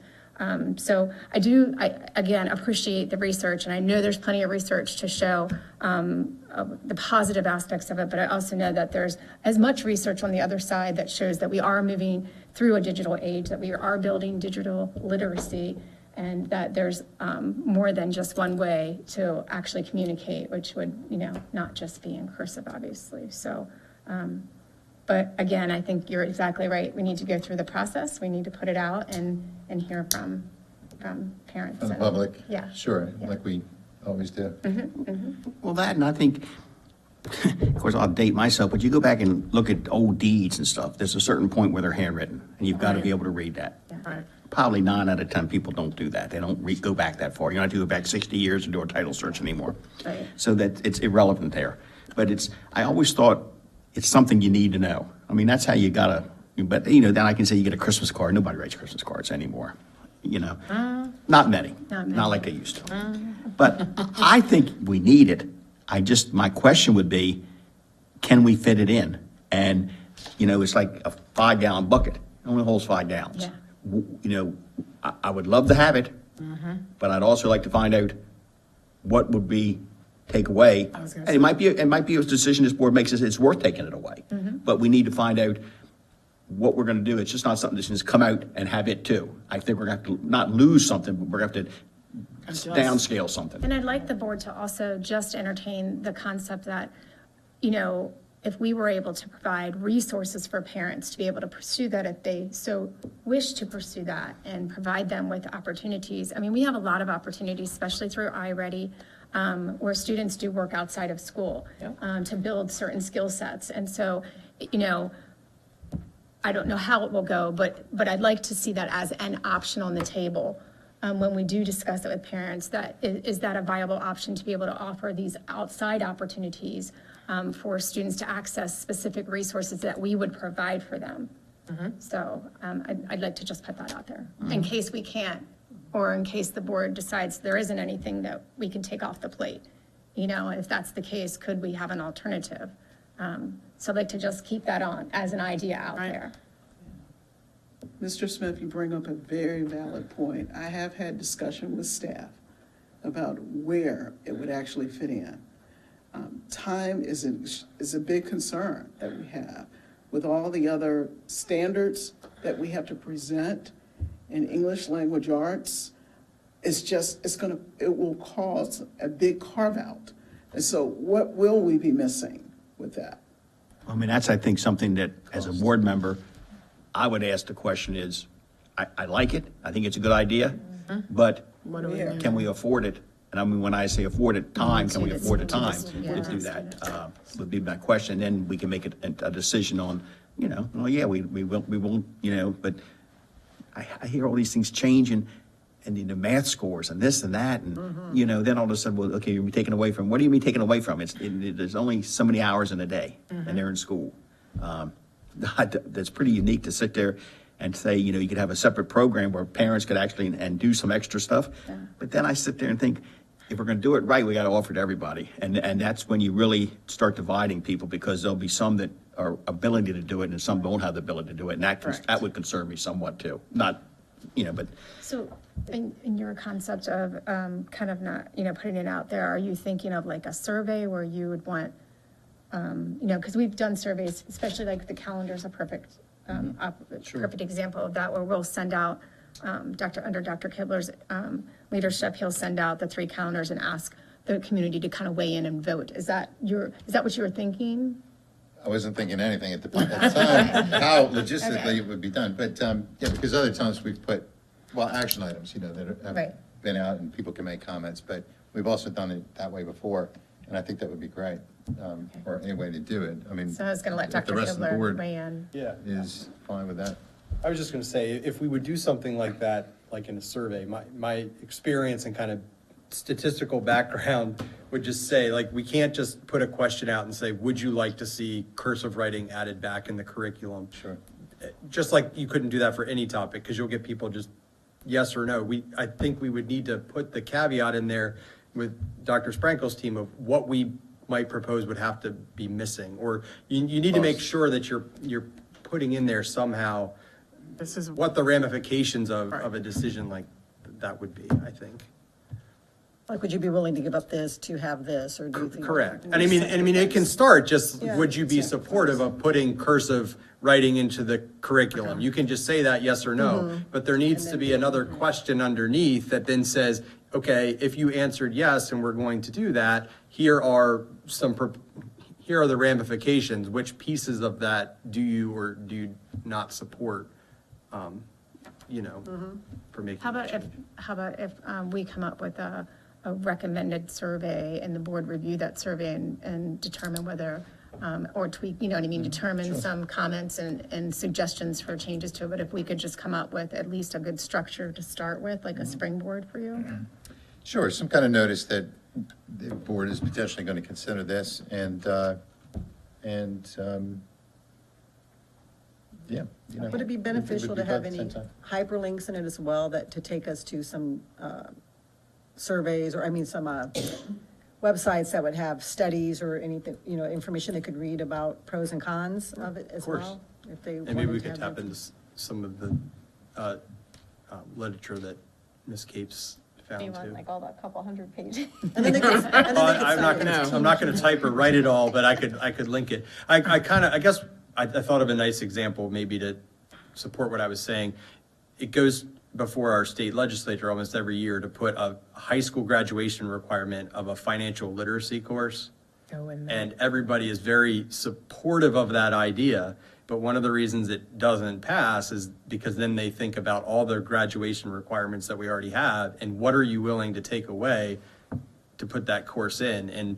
And so those kind of, you have to balance the argument. Everybody's kind of supportive of it, but then when you think about the ramifications, then people kind of back off. And that's, I just think we need to make sure we're considering both pieces of that. Right, so we need to know, again, what the cost is, sacrifices, Dr. Sprinkle said, Yes. what that is, so the public knows, obviously, so we know. Do we think that this might be something for our CAC to help out with in Certainly some kind of think- way too? I don't I know, mean- you know, if we run it by them first or, Sure, I don't know. I when don't, I don't want to put you on the spot, but when's your next meeting? November 29th. Okay, so maybe we could have a draft and allow them to have some weigh-in, and and then that information could also come to the board. First. before you just put it out there. Right. Yeah, I mean, that gives us probably enough time to work on questions, run it by them, and then it'd be a quick turnaround to get it on the agenda for the next, because I guess the board meeting would be the next week, but. Yeah, well, let's, December 6th? We'll do our best. Well, yeah. right, and let's, if we need to slow down a little bit to Right. do it right, then we can do that too. We're not, I don't think it's a race here for the finish line, but obviously it is an important issue, and whoever put it on the agenda, thank you for doing that. All right. Any other questions? Okay, moving on. Well, 6.05, Citizens Advisory Council. That's a good segue. Dr. Kimbler. Speaking of the Citizens Advisory Council. Good evening, President Schifinelli, Dr. Salins, board members and executive team. Dr. Matthew Kibler here to talk about just an update on the Citizens Advisory Council and School System Improvement Committee just to this point for the year. So we have had our first two meetings of the year so far, September 27th meeting and an October 24th meeting. We have added this to the website, so we have a dedicated Citizens Advisory Committee page. It's linked under the About section, and then under the Board of Education, since it is a committee for you all. Meeting agendas and minutes are posted for you all to read or the public as well. I just wanted to cover a little bit of the topics that we talked about so far. So at our September meeting, first meeting of the year, we had some new members, some returning members, kind of just gave a nice overview of the purpose of the groups. Some new school year updates, summer happenings, summer projects, Mr. Pender's team, all the good work they did. Talked a little bit about how we're gonna try to make the group more involved in policy review throughout the year. Dr. Sprankle presented some new courses to the groups to get them to weigh in, and I sort of bolded that on my notes because you'll be looking at those under the action items later in the agenda. So we're really excited to get those groups to weigh in on those courses before they came to you all. And then we really spent some time just planning ideas, topics for the year at that September meeting. The October meeting, it started with a calendar discussion, school year calendar for school year 24-25, started that planning. As well, you might remember from Dr. Salin's gender gap presentation with kind of her directives to Dr. Sprankle and the CNI team. Part of that was presenting the gender gap study at the October meeting to the CAC. Dr. Sprankle led the group in a nice activity, getting their reactions and some initial thoughts, and also let them know what the plan is for her team over the next several months researching, the gender gap and potential things we can do in Queen Anne's County to close that. We will also, at the January meeting, Dr. Sprankle will kind of present the findings to that group. Before then, that comes to you all, the board, in February with recommendations to present to you. November, there's a new course coming up again. We'll continue the calendar discussion. We'll start to dive into budget planning for next year as well. When it comes to calendar, I just kind of wanted to get the opinion of the group while we're talking here too. You do have a calendar policy that says that the calendar committee will present 3 versions of the school year calendar and that you all would vote on one of those. Last year, what we did, the group worked on the calendar, made the 3 calendar drafts. I brought them here to show you, and then you ask for that to go out to a vote to the public. The public actually voted for what the group's favorite option or preferred option was as well. I kind of just wanted your guidance for the group. Do you want to see the drafts before we send it out for public vote? Do we need to do a public vote on the 3 of them? That is not what the policy says, but kind of your practice for the past few years. Just kind of your advice for the group there. I thought it went really well last year, the way. Yeah, I think the CEC comes up with 3, send it out for, I like to start after Labor Day and finish before Memorial Day, but that never's going to happen. I'll say it every year, but I'm going to give up on that one. But you do not have to give up on that, Mr. I won't give up on it, but it's a tough sell. So if it's the board's purview to survey, can Dr. Kibler just survey before he comes to you? Yeah. So he doesn't have to bring it to you and then you say, go survey As and then one bring it member, back? as one member, I'd say it's Okay, fine. okay. Yep. Okay. Yeah. I'm going to take that and run with it. That's I'm not okay. going to take it yet, but I appreciate that. And we'll kind of look at timing. I'm hopeful that at the November meeting, we'll agree on the 3 versions and they can go ahead out to survey right then. If they'd like to look at it one more time before I survey, we will. And then hopefully bring it back to you all in January or February for your vote. And that'll be around the same time frame as last year, if not a month or 2 earlier. We're a little bit ahead of the process, which I think the public and I hope you all appreciate. When you send it out, the 3 copies to the thing, can we get a copy just so we have it? Of course. Because my granddaughter could sit there and think I'm crazy if I don't know what's going on. Sure, of course. Might do, but. And I think what I'd like to do too, I think I did it last year when we put the vote out, I kind of hit a couple highlights in each just so people, public, they don't live in this every day like we do. Just say like the first one preserves a spring break. The second one does start after Labor Day because we will put an option out there because the CAC does want to see a calendar with that. So we give them what they ask for and then let the public And the public knows we need 180 days. Correct. In school, 190 days with teachers and. 89 now. 89. 189. with 189 teachers. and. Yeah. It used to be 190 though, you're Huh? right. It was 190 before I came here.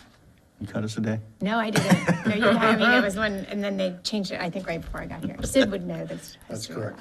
Okay, thank you.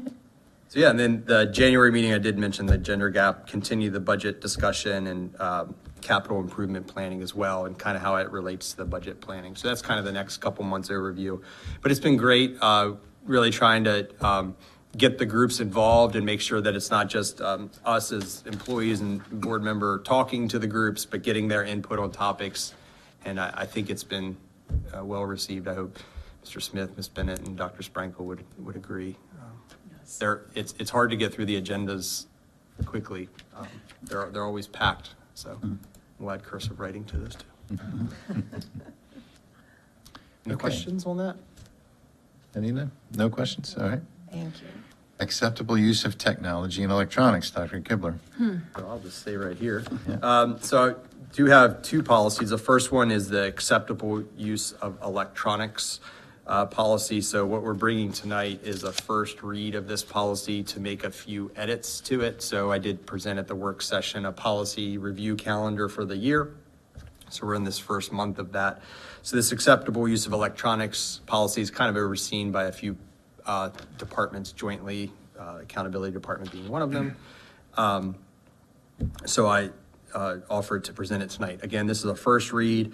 No real major changes in this. You see the red line version. We've updated a link just to the Children's Online Privacy Protection Act website. And then there are a few references to an old policy, an old cell phone policy, which is now called the Personal Electronic Device Policy. So just making that that change. In an electronic communication paragraph, we added social media. But really, the big change is just a couple updates on that personal electronic device. So I can take any questions if you have them. We will present these policies to the CAC and SSIC for their comment. It'll be posted on the website for public comment as well, and we'll come back next month for a second read. Doesn't matter, just because normally it comes to us with the policy name on it, where this just says policy name, so just to make it easier to, That's just a Right, so I style think just- oversight, so, okay, yeah. sure. I know, I said it was a moot point, but just to No, no. catch it. No, we've No, got to get it right. Thank you. All right, questions? All right, another first read, student data governance and privacy. Dr. Kibler. So this is another policy that's for first read that's overseen kind of jointly between, plays a part with our technology department, accountability department, as well as our student services department. In this one, the only change we're proposing right now is around a new MSDE mandate around the voluntary product accessibility template, or VPAT for short. This is just really making sure that any new technology that we bring into the district meets a set of standards for accessibility for our students with disabilities, or really any student. Any student, yeah. Any student. And so we've made two references to that redlined into the policy, just adding those in. And that is something that we have to do. And I believe that was all we have there. All right, then move on to the next first read. Minority business enterprise procedures for state-funded public school construction projects. And Dr. Kibler, good evening, Mr. Bradcliffe. Good evening, President Schiffinelli, Vice President Bennett, board members, Superintendent Salins, and the executive team. I'm Darrell Barraclough, School Facility Coordinator. I come before you this evening for the first read of Policy 215, Minority Business Enterprise Procedures for State-Funded Public School Construction Projects. This policy would replace the obsolete July 2001 procedures that are currently on our website. In order to be in compliance with the Interagency Committee on School Construction's requirements to receive state funding, the requirements found throughout these procedures must be incorporated in the bid documents and contract. So I just want to add, so what we're proposing here, we actually didn't even have a policy. All we had were these outdated procedures, and they weren't even updated from 2011. 2001. They were 2001, but now there's a 2020 procedure. So this is going to put a policy in place as well as update the procedures. Bring the procedures current. Correct. All right. Great. Any questions? No? Thank you, guys. Appreciate it.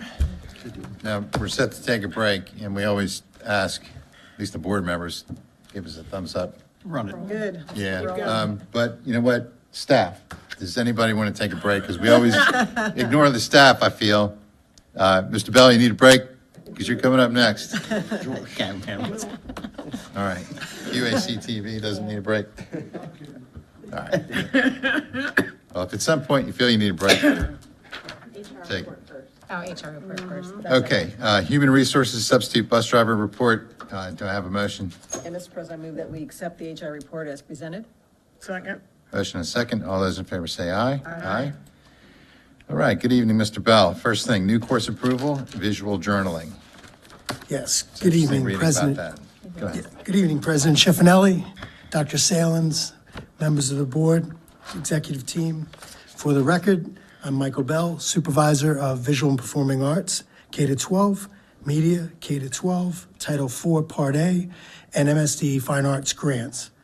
I'm here before you tonight to obtain approval for 3 new high school elective course offerings for the 2024-25 school year. You would like me to start with visual journaling? So, Certainly. visual journaling, our need for this course arose as our teams have been updating our pre-K to 12 visual arts curriculum, where visual journaling is embedded as a curricular extension. Now, this course will actually be groundbreaking, as I think it's a first of its kind, not only in the state, but perhaps in the country. I don't think there's any other visual journaling courses out there and programs of study. It will help students interested in attending post-secondary colleges and universities to study visual arts, where there's a need for students to present quality visual journals when they do portfolio reviews in order to get into those colleges. It could also spark interest for students that are just interested in book arts while supporting literacy across the curriculum. And we do plenty of cursive in the visual journals as well. So that's a little bit about the visual journaling course. All right, any questions, concerns? Mr. President, I move to approve the new Visual Journaling 1 credit course for the 2024-2025 high school program of study. Second. All right, motion and a second. All those in favor say aye. Aye. Thank Is you, President. doodling Thank you, part of President that?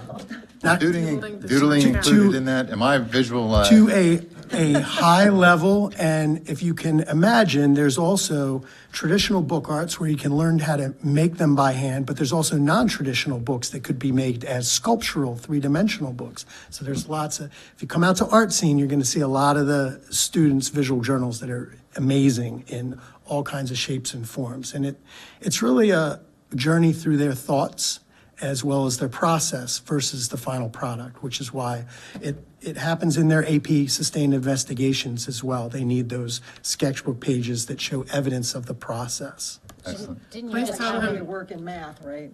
please Yep. tell him doodling is part of the curriculum. Not for him. Didn't you just have a former student that We graduated? did. So the student that was just in the newspaper recently, Claire Parker, who was a Queen Anne's County High School graduate, if you go on the QACPS YouTube page, you'll see a video of her talking about visual journaling. I interviewed her and she flips through the pages that led to the final products. exactly right. It's amazing. Oh, There she is. Oh, look at that. amazing. We didn't have that planned, I swear. She just happened to have it. On my desk No, when I it's got perfect. No, thank you, though. Whatever. All right, thank you. Very exciting. Okay, next course approval, musical theater. All right. Mr. Bell. Thank you, President Schiaffino.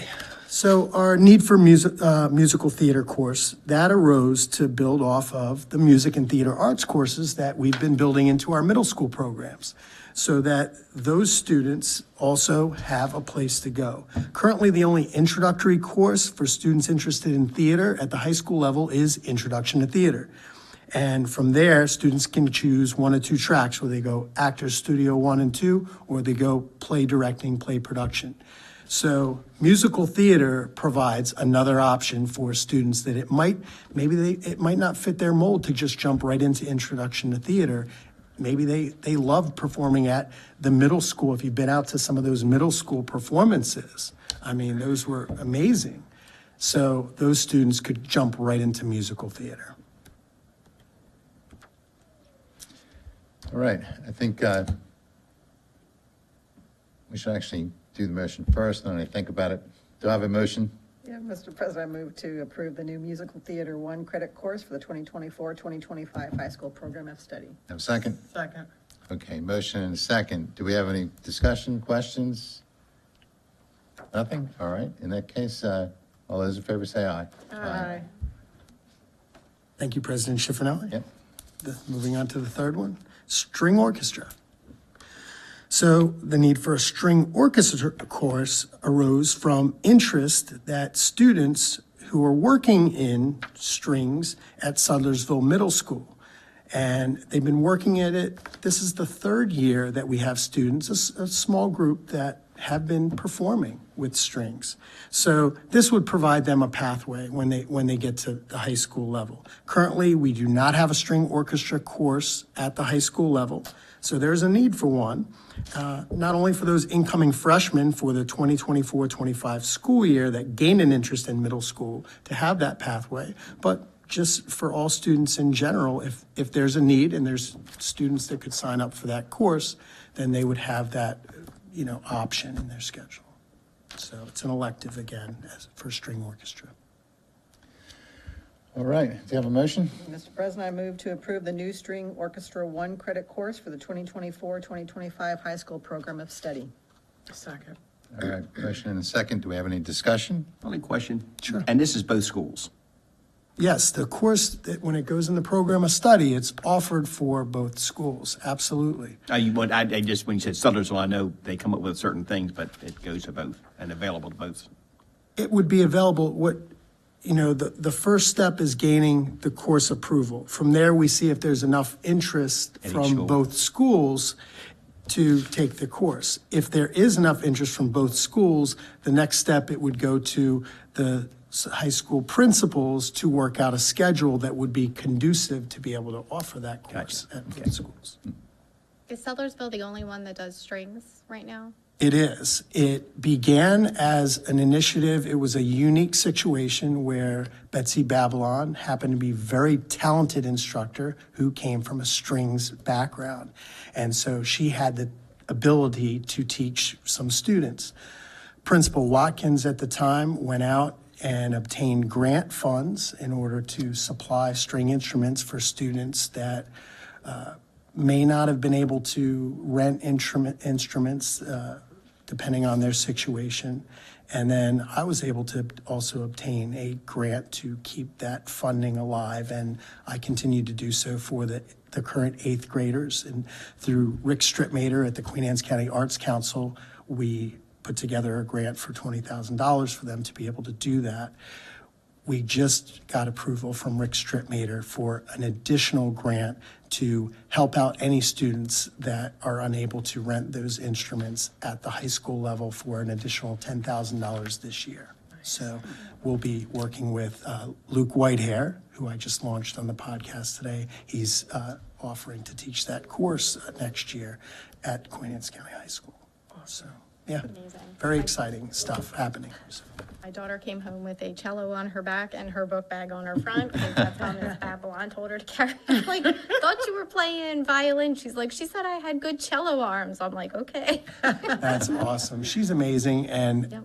and I'm happy to support that for those students. I think Amazing it's that they so can do that. important. Absolutely, very important. That's impressive. She can say you have cello arms sound positive. Congratulations to your daughter. It's awesome. Okay, all those in favor say aye. Aye. Thank you, Mr. Bell. Thank you. Thank you very much. Have a great evening. I can't wait to listen to the new podcast too. Very Shout exciting. Shout out to the podcast through art. Big cello on her bag and her book bag on her front. Okay, Mr. Tolley, new course approval for Project Lead the Way Computer Integrated Manufacturing. Yes, thank you. Good evening. President Schiffinelli, Dr. Salins, members of the board and executive team. For the record, my name is Adam Tolley, and I'm the supervisor of career and technical education. I'm here tonight to obtain approval from the board for a new CT course for the 2024-2025 school year. That course is a course that is from Project Lead the Way, which we offer at both of our high schools and all 4 of our middle schools now. And the course is called Computer Integrated Manufacturing. This course would be offered at both schools. It's a course that only one other district on the Eastern Shore offers, so we would be the second one. Excuse me. And it's a course that we've been talking about for a little while. It was we have 2 veteran instructors that teach our Project Lead the Way engineering courses at both high schools, and first brought it up with them. They're super excited about that. They brought it up to their all the CT pathways, as you probably know, have to have a program advisory committee, which is made up of businesses, college representatives, et cetera. They brought it up to their program advisory committee in the spring, and they were very excited to hear that this would be a potential.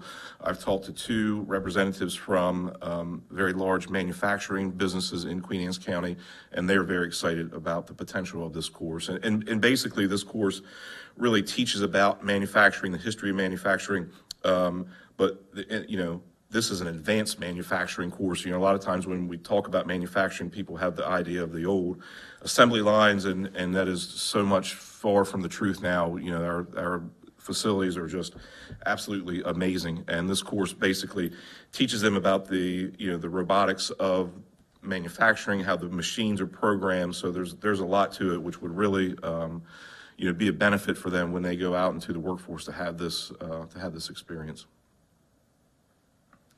Outstanding. Do I have a motion? Mr. President, I move to approve the new computer integrated manufacturing course for the 2024-2025 high school program of study. Second.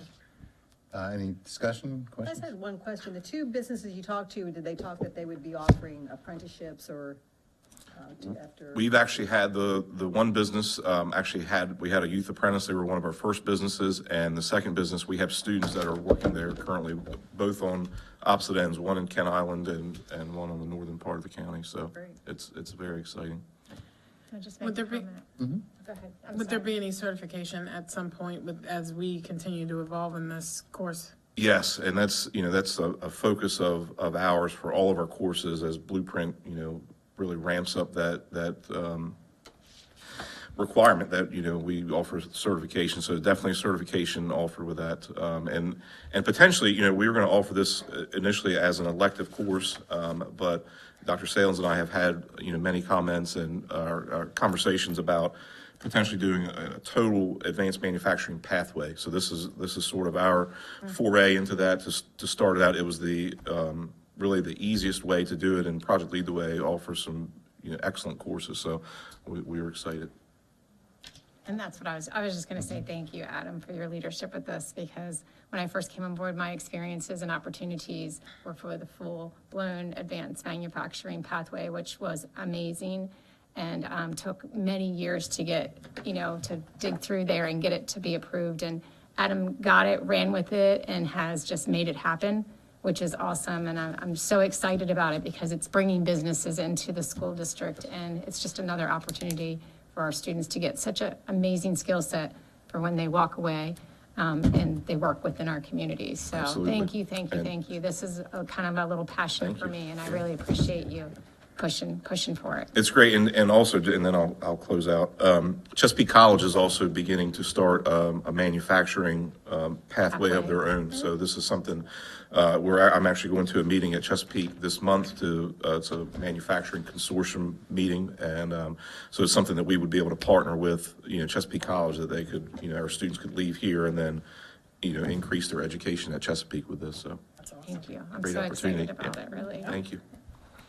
All right, we have a motion and a second. All those in favor say aye. Aye. All right, thank you. Thank you. Okay, any citizen participation? Anybody signed up? No? Public comment? Okay, so the future meetings, the November 15th, 2023 work session has been canceled. So the next meeting is going to be December 6th at 6 p.m., and that would be the open session. And we may have a closed session before that. Motion to adjourn? Or anybody got anything else? No? Motion to adjourn? Second. Moved, second. All those in favor say aye. Aye. Thank you, everybody.